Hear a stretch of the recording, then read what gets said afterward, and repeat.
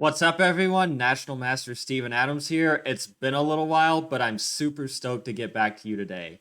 This is a completely new type of video than what I usually make. This is actually going to be a full step guide on the process of how you actually get better at chess. This is intended for the beginner to intermediate level player, adult improver, the type of player who knows a little bit about the game but is a bit stuck on what to do next. I'm going to talk to you today about the most common things that are holding you back and what you need to be doing instead so you can see that fast improvement that you want. The first thing, though, before we get started, is I want to talk about the two pillars of chess strength. You have knowledge and you have skill. Knowledge is all the things that you can learn.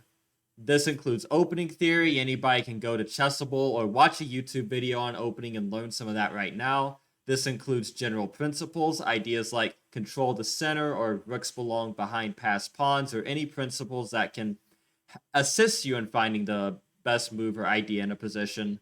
Knowledge also includes certain theoretical endgames and endgame principles. It includes specific tactical motifs and patterns that you can learn, and also middle game plans of specific pawn structures. Like if we talk about pawn structures, there's this great book, Chess Structures, a Grandmaster Guide, I have at my side, which is a book that's intended to impart knowledge. It's all about just increasing your awareness of ideas.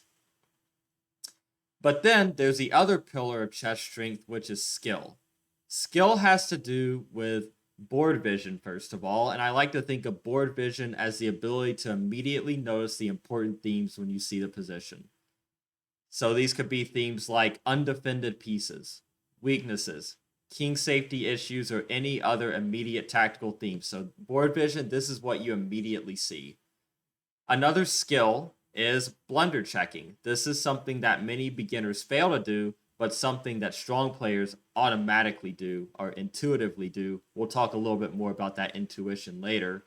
Other skills are your ability to calculate deeply and clearly, and your ability to make evaluations about what you calculated, though a bit of knowledge is required for that evaluation part as well. Now, here's the real kicker. Most adult improvers that I encounter focus way too much on knowledge and not nearly enough on skill. Opening theory and general principles are heavily emphasized, and chess is attempted to be reduced to some sort of algorithm where you memorize the first 15 moves or so, and then you just trust general principles to guide you the rest of the way. But I'm going to tell you right now, it does not work like that. Chess does not work like that, and it's going to be very difficult for you to improve if this is the approach that you're taking. But it is a very appealing approach because knowledge is easy. You can always get more knowledge. You can get more knowledge anytime that you want. You can watch a YouTube video like this. You can read articles on concepts and principles. You can memorize thousands of opening lines on Chessable. But all of this is, at the end of the day, passive learning. Now, I'm not necessarily saying that any of this is bad or it's bad to do this, but what I am saying is that you're taking in information without exercising the creative part of your brain, and it's all consumptive. Now, again, nothing against building knowledge, but we can't neglect the skill cycle as well. And if we do neglect that, the cycle that we're going to get into is unable to ever know enough. People that are locked into this mentality can never seem to know enough. They think that they'll gain confidence in their ability if they can just memorize like a little bit more opening theory, or they just knew about this one principle, or just anything going on in that regard. They just need more knowledge. But that is not the main issue, guys. What we need to do is talk about skill. Skill is not built with passive learning. In fact, no passive learning is required for skill. Skill is all active. You build skill through active practice. And the process by which you build skill was nicely explained by Axel Smith in his wonderful book, Pump Up Your Rating. I paraphrased it a bit here, but that's where the inspiration comes from, and I'll try to do his illustration justice. He defines chess skill in 4 categories. The categories of what you can and can't do, both consciously and unconsciously. The first stage is unconscious abilities, the things you aren't even aware exist yet. This is the only part where knowledge is relevant. For example, You can't develop board vision to look out for the Greek gift sacrifice, for example, if you don't know what the Greek gift is. You might be able to solve it at the board per chance, but actually incorporating it into your board vision requires at least some bit of exposure to the concept. The next skill is conscious inability. This is where you know the skill exists, but you can't do it. For example, I know it's possible in some positions to checkmate with king and 2 knights against king and pawn. I can't do it, okay? I know it's possible, but I can't do it. Now, moving from step 2 to step 3 requires practice. In step 3, you can perform the task, but it requires mental effort to do so. For example, if you're blunder checking, you make a conscious note before you make a move to do a final search to ensure you're not making a colossal mistake. But if you do it enough, as I write here, habit, you begin to perform the task effortlessly. This is step 4. Going from step 3 to step 4 means that you've built a habit. If you solve thousands of exercises with simple tactical patterns like forks, pins, x-ray, remove the guard, etc., then you begin to recognize the situations where those tactics are possible subconsciously. And I'll say, strong players don't necessarily search for tactics like in and of themselves. They're not like looking for a pin or a skewer or a deflection. What they do is they recognize the features about that position that make certain tactics possible. So a king and a queen lined up on an open file can be susceptible to a rook pin, for example. Undefended pieces are prone to double attacks. And so what you want to do is develop your pattern recognition to where you instantly see important features in a position, and from those features you derive the tactics. And the best players in the world can do this instantly and nearly automatically. They can immediately recognize the important tactical features in a position, and the tactics don't come to them. They don't go looking for the tactics. The tactics come to them based on their vision. And I mentioned the best players in the world here. I'm actually going to make a statement that the best players in the world can win without thinking. Which that might sound like a crazy statement to say, like, because we think about the chess as this game that requires deep thought, and we think these guys here must be in such deep thought, Magnus Carlsen, Hikaru Nakamura, that their brain is just on another level, than they're thinking so much deeper than if they play the rest of us.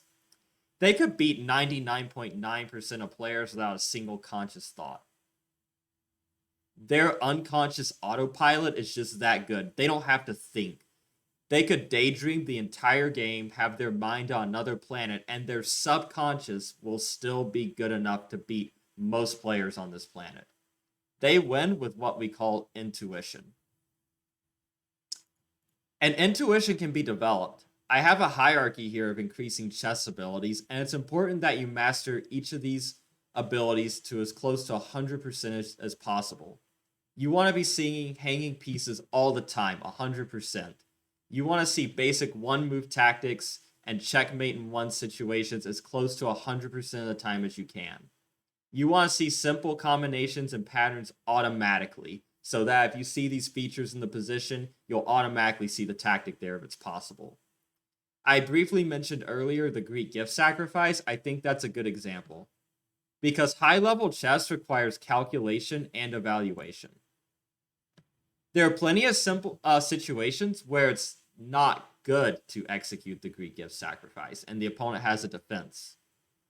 We have to calculate and evaluate in those scenarios, but before we can even get to the evaluation stage, before we can even do that, we have to see. We have to be hyper aware of all the possibilities in a position, and then we can get to the strategic element of chess where we're making judgment calls. Now, to wrap this up, keep in mind that the number one thing that's going to hold you back in all of this is your ego.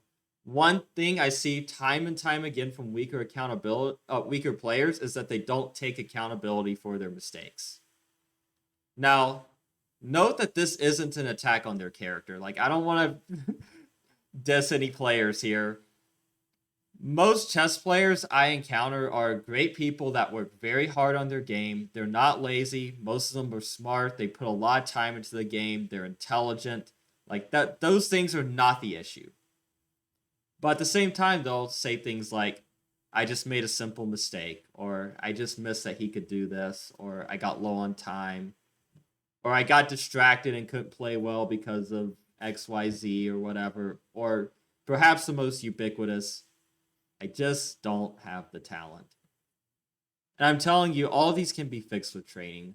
If you make a simple mistake, you blunder a piece or a tactic, or you miss an opponent's simple idea, your board vision and pattern recognition probably isn't good enough, and you could improve that. If you're getting low on time, I doubt you've developed the habits for sorting through your own thoughts and thinking during your opponent's turn. A lot of people zone out during their opponent's turn. I'm very guilty of this too. In fact, I used to get up from the board entirely when it's my opponent's turn quite frequently, so I know exactly what that's like. And then, of course, suffer the time pressure because of that. Now, the next one is difficult. It's hard to focus through distractions. That's something that can be practiced as well. Believe it or not, you could do something as simple as put on a podcast or something in the background while you play an online game and seriously challenge yourself to focus. Like, do that and then have the goal of the game to be to maintain focus on the game the whole time. I'm not necessarily saying that you have to do this, but it could be beneficial. And the last one, saying that I just don't have the talent, is more of a crutch than anything. And so I mean, part of me doesn't want to address that one, but I think it's helpful to have a positive attitude and believe that improvement is possible at any level. So no matter where you are right now, you can become a better player. That is something that I can promise to you. So, all right, if you made it this far, you might as well drop a like and hit the subscribe button. If you're interested in private lessons, you can look for me on Lichess at self-service. I'll drag the camera up here so you can see it. So if you're interested in private lessons, you can contact me there. I hope you guys enjoyed the video, and I'll see you in the next one.